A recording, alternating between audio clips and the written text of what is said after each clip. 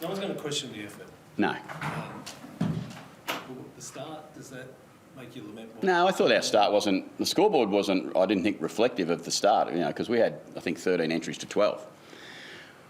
Their conversion was clearly much easier, and we really struggled. We tidied up a couple of things at quarter time, and I think clearly the second quarter was as good as we've played for some time, to be fair. And it was nice to actually see that from quite a young side out there, listening and executing under some pressure against a side who's right now probably in the top four, are they? Top four? So just, it gives great hope, I think, and I've said that all the way through, that with a fit, healthy squad, with a good long pre-season and not just a short pre-season that we've had for a number of years, some personnel coming back, optimism is still okay to look at, I reckon. How much is that summed up? You lose another big one at the back, and Lukash's one, what's he done to deserve that? Yeah, bad luck. Sometimes it just happens. You can sit there and be miserable, or you can just go, you know what? That's what footy careers do to you. They're not always perfect. They don't always go straight up. They have some ups and downs. And Luko's showed that it would have been nice for a lot more games to have a little bit more in front of the footy. And Luko's one of those players again that I get real optimism out of what the next bit looks like. Does it feel like that's the standard for what you want the next 2 weeks? I know you didn't win. It's hard. It's hard. Yeah, it is the standard. It's something we expect and we want. And I said this about 3-4 weeks ago. We want to play like Port Adelaide as much as we possibly can, and we certainly haven't done that in the last 2 games. But there's been some circumstances that have been challenging for us, to say the least. We haven't been anywhere near what we would expect. Tonight was somewhere near what we like, and clearly against a good side, you can sit back and be somewhat pleased with the performance and the effort, but ultimately we are in the business to win, and you still end with disappointment because we didn't win.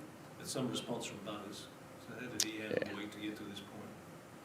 He's just Zach. He just does what he does. He's clearly high quality player. He's learnt each time he's probably been tagged, and I think people forget that sometimes it's bloody hard work to carry around an extra with you, and you do have some quieter days, and that's not to take anything away from the people who have played and tagged our mids or any other mids. That's just what the game does to you sometimes. But normally you get a fair bit of confidence, particularly in players like that they will respond the very next time they get to go out there, because that's why they're great players. They don't concede, they don't give up very often.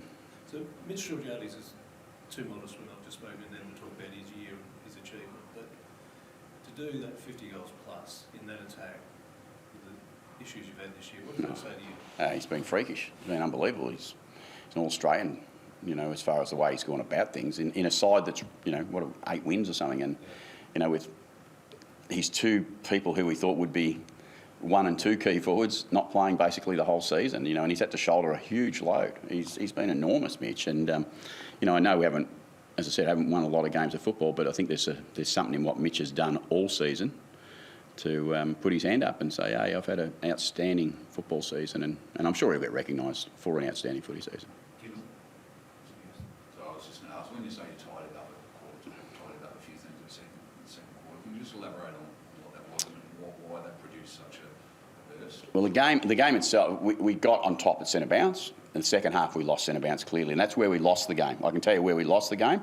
We lost the game around centre bounce territory, and when you start from too far back, it's very, very hard to score. What we did in the second quarter was we were able to get dominance from centre bounce and being able to go straight forward into low numbers, and that allows you to score. And then we had composure at the right moments with our entries. So if there was big numbers in front of us, we were prepared to build the ball a little bit longer and hold the ball a little bit longer before we actually went in. And then we applied enormous pressure in our forward 50. We went maybe plus 5 or 6 ground ball in your forward 50, which is an unbelievable effort. And our pressure in that quarter in our forward 50 was above 2.4 or something. So that's where the game swung our way big time. But again, it came from territory and field position. Field position in this game, particularly against Fremantle. They're a mid stoppage team who love to dominate field position, and they've got a high quality midfield, and they beat us clearly in clearances across the night. But most importantly, from centre bounce in the second half. I think if we had a broke even second half at centre bounce, I think we would have nearly won the game. Didn't say we would, but I think we would have nearly won the game. You've had some exciting emotional moments in the box over the years. Seeing a league Yeah. to go for the club on multicultural night and what he means in that space. He had an amazing game for a start, but he's just a great person. And look, I'm glad I was sort of in the driver's seat to watch him kick a goal. And for Port Adelaide, his first goal, it was damn exciting, if I can say. I don't care. We lost, but I'll remember this game and celebrate this game because Aaliyah kicked a goal for us, and some of the great effort that some of our younger players brought into the game. But most importantly, Aaliyah was outstanding tonight all night, and when he gets his first goal, the whole footy club recognises that because he is a great leader in the community, but he's equally such a great leader of our footy club, and he's one of the most popular people you could wish to play for and play and coach. What's the read on Zach Thatcher? Do you know what that is at the moment? What do you have his place? It's tired and sore. Is that what you mean? No, he's okay. I think he's okay. Yeah, I think he maybe give his ankle a little tweak, but gee, the way we've been going, you probably end up having surgery on Monday.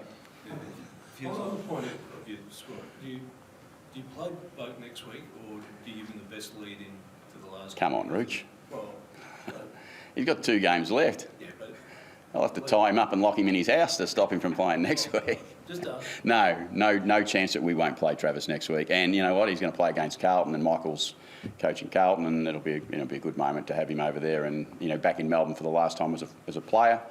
It's no chance that Travis is not going to play. He's pretty clear that he wants to play. Us last week got 3 more games to go. And I said that to him at half time, mate. Only 2.5 more games to go now. Let's keep going. Come on. And he did a great job. Feels like a nice touch at the end with Fife and exchanging jumpers.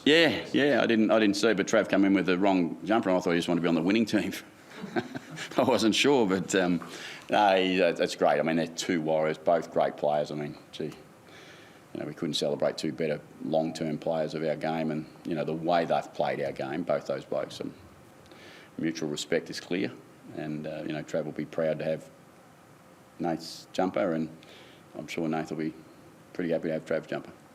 Does it feel like you saw a bit more out of Berry and the Reds tonight? Yeah, I did. Yep. Yeah, I think Berry last week was good too, against a high-quality team. And I thought again tonight he shows that he's got the stuff that will make him an AFL player really good. Will was good growth again tonight too, as you said. I thought it was good. And every time, Jack Whitlock gets to play, even though he's probably a bit young to be ready as a key forward, but in our situation, we'll take every opportunity to give those players that experience so they know what they need to be and they can go into their pre-season with the right attitude. Might be your call. Is it worth persisting, Lord, in defence? Is that worth thinking about? It's my call for 2 more weeks. So Long term, yeah, it's not my call then. yeah. So you have to ask Josh. Do you think he could fit in that?